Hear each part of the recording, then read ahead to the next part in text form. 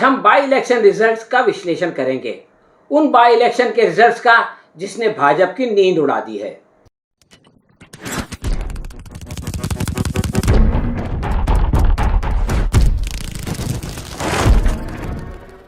दोस्तों, 6 राज्यों के 7 चुनाव नतीजों ने G22 के रंग में भंग डाल दिया। इस चुनाव को प्रभावित करने की खातिर मोदी जी ने क्या नहीं किया। चंद्रयान से टीवी पर चांद की सैर कर डाली और इंडिया को भारत बना डाला, मगर एनडीए की हार नहीं टाल सके।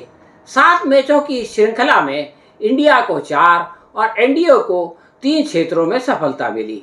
उत्तर प्रदेश के घोसी में जहां भारत पाकिस्तान मैच जैसा माहौल था, बीजेपी बुरी तरह हार गई। ये G20 के लिए उजाड़े गए गरीबों की हाय का नतीजा है। इस चुनाव में जिन बड़े राज्यों में देश के भाग्य का फैसला होता है, बीजेपी हार गई और त्रिपुरा और उत्तराखंड जैसे छोटे राज्यों में उसने जीत दर्ज कराई, जबकि विपक्ष यूपी, पश्चिम बंगाल और झारखंड जैसे राज्यों में कामयाब हुआ। सबसे खराब नतीजा त्रिपुरा के बक्सनगर से आया। बीजेपी के मुस्लिम उम्मीदवार तफज्जुल हुसैन ने यहां से जीत दर्ज कराई।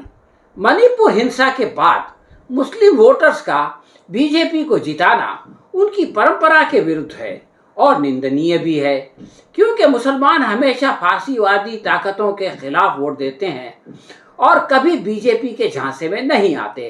परंतु यहाँ उल्टा हो गया, जो शर्मनाक है। बक्सनगर में 2003 से सीपीएम के शमसुल हक जीत रहे थे, लेकिन सीपीएम ने शमसुल हक के निधन के बाद उनके बेटे और पार्टी की यूथ विंग के लीडर मीजान हुसैन को मैदान में उतारा। बीजेपी ने फिर से तफज्जुल हुसैन पर बाजी लगाई, जो 4000 वोट के फर्क से इलेक्शन जीत गए। त्रिपुरा के धनपुर सीट में बीजेपी की विधायक प्रतिभा भौमिक के इस्तीफे की वजह से दोबारा इलेक्शन कराना पड़ा। वो अब केंद्र में मंत्री हैं।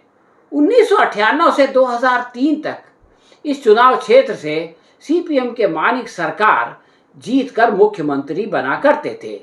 पिछली बार उन्होंने युवा पीढ़ी को आगे बढ़ाने के लिए चुनाव नहीं लड़ा, तो बीजेपी ने ये सीट छीन ली और फिर एक बार उसके उम्मीदवार बंधु दीपनाथ ने 30,017 वोट प्राप्त करके केवल 11,046 वोट पाने वाले सीपीएम के कौशिक नंदा को हरा दिया। इस क्षेत्र में 28% ट्राइबल वोटर है। आश्चर्य की बात यह भी है कि मणिपुर हिंसा से वो वोटर प्रभावित नहीं हुए और उन्होंने फिर से बीजेपी को जिताया। उत्तराखंड की बागेश्वर असेंबली सीट पर 2007 से बीजेपी का कब्जा है। वहां पर 4 मर्तबा कामयाब होने वाले बीजेपी के उम्मीदवार चंदन रामदास की मृत्यु के कारण चुनाव की जरूरत पड़ी। पिछले साल वो 12,000 के फर्क से जीते थे। बीजेपी ने उनकी पत्नी पार्वती दास को टिकट दिया और वहां से हारने वाले कांग्रेसी प्रत्याशी रंजीत दास चूंकि बीजेपी में चले गए थे, इसलिए कांग्रेस ने आम आदमी पार्टी के भूतपूर्व उम्मीदवार बसंत कुमार को मैदान में उतार दिया, मगर बीजेपी की पार्वती दास ने 33,247 वोट प्राप्त करके कांग्रेस के 30,000 वोट पाने वाले बसंत कुमार को हरा दिया। कांग्रेस को समाधान है कि उसने हार जीत का अंतर 12,000 से कम करके 3,000 कर दिया है। केरला में पथुपली में कांग्रेस के भूतपूर्व मुख्यमंत्री उमन चांडी की मृत्यु के कारण चुनाव हुआ। वो 12 मर्तबा वहां से चुनाव जीत चुके थे। कांग्रेस ने दिवंगत उमन चांडी के बेटे को मैदान में उतारा और उसने 81,668 वोट प्राप्त किए, जबकि निकटतम प्रतिद्वंदी जैक सी थॉमस को 42,425 वोट मिले। हालांकि पिछली मर्तबा थॉमस ने हार जीत का फर्क बहुत कम कर दिया था और वो केवल 9,000 रह गया था। यहाँ भी कांग्रेस मजबूत हुई है। झारखंड के डुमरी में जगन्नाथ महतो के निधन के कारण ये चुनाव हुआ। उन्होंने पिछली बार एजीएसयू की यशोदा देवी को 34,000 वोट के फर्क से हराया था और इसीलिए उनको मंत्री भी बनाया गया।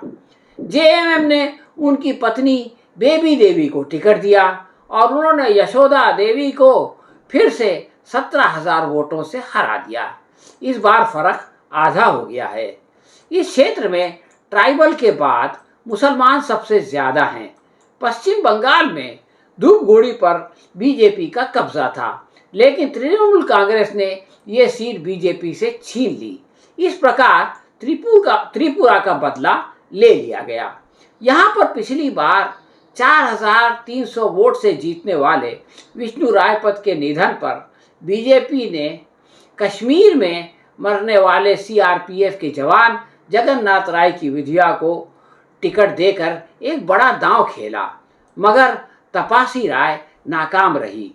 तृणमूल से पहले सीपीएम इस क्षेत्र से 8 बार चुनाव जीत चुकी है। सीपीएम ने इस बार कांग्रेस के समर्थन से ईश्वर चंद्र राय को टिकट दिया, मगर वो केवल 13,758 वोट जुटा पाए। उनको अगर 4,000 अधिक वोट मिलते तो बीजेपी वहां से जीत जाती, क्योंकि तृणमूल के उम्मीदवार निर्मल चंद्र राय को 96,961 वोट मिले, वहीं बीजेपी को 92,648 वोट मिल गए। इसमें कांग्रेस और सीपीएम के लिए ये नसीहत है कि अगर उसने इस तरह से आपस में लड़ाई की तो पश्चिम बंगाल में वो बीजेपी को नहीं हरा सकेगी। उत्तर प्रदेश के घोसी में पिछली बार बीजेपी से बगावत करने वाले दारा सिंह चौहान को समाजवादी ने अपने कामयाब विधायक का टिकट काट कर उम्मीदवार बनाया और कामयाब भी किया, परंतु वो मंत्री पद के चक्कर में त्याग पत्र देकर दोबारा बीजेपी में लौट गए। बीजेपी ने भी एक गद्दार को फिर से अपना उम्मीदवार बना लिया, मगर अब ये हाल है कि वो घर के हैं ना घाट के। समाजवादी पार्टी के पुराने उम्मीदवार सुधाकर सिंह ने कांग्रेस और आरएलडी की मदद से विजय पताका लहराई। घोसी में पिछड़ों की समाजवादी पार्टी के राजपूत प्रत्याशी को ठाकुरों की बीजेपी के पिछड़े उम्मीदवार को 42,759 वोटों के फर्क से हराना बहुत महत्वपूर्ण है। पिछली बार ये फर्क केवल 22,216 था। बीजेपी को घमंड है कि वो यूपी में 50% से अधिक वोट प्राप्त कर लेती है, परंतु इस बार समाजवादी पार्टी को 58% वोट मिले, जबकि पिछली बार वो केवल 42% था, यानी उसने अपने वोटों में 10% की वृद्धि की। इस बार मायावती ने चुनाव नहीं लड़ा, जबकि 2022 में उनको 21% वोट मिले थे। एक जमाने में दारा सिंह बीएसपी में भी थे। उनको ये अपेक्षा रही होगी कि बीएसपी का वोट उनको मिलेगा, लेकिन ऐसा नहीं हुआ। बीजेपी के वोट प्रतिशत में केवल 5% की वृद्धि हुई, यानी पहले वो 33% पे था और अब वो 38% पर पहुंच गया। इस प्रकार इंडिया गठबंधन ने योगी और मोदी के घमंड को धूल चटा दी। प्रशासन ने मुसलमानों को डराने का बहुत प्रयत्न किया, मगर वो नहीं डरे और बीजेपी को सबक सिखा ही दिया। इकबाल ने एक शेर कहा था, जिसको मैं थोड़ा से बदल के आपके सामने पेश करना चाहता हूँ। इकबाल ने कहा था, योगी से दबने वाले ऐ आसमां नहीं हम। इकबाल के अल्फाज थे, बातिल से दबने वाले ऐ आसमां नहीं हम, लेकिन मैं उसको थोड़ा सा बदल रहा हूँ।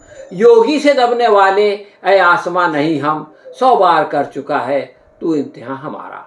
हाँ तो दोस्तों, ये थी हमारी आज की समीक्षा। आपको कैसी लगी हमें कमेंट बॉक्स में लिख कर बताएं। अगर पसंद आई हो तो इसे लाइक या शेयर करें। हम बहुत जल्द किसी और विषय पर आपसे फिर बातचीत करेंगे। तब तक के लिए आज्ञा दीजिए। धन्यवाद।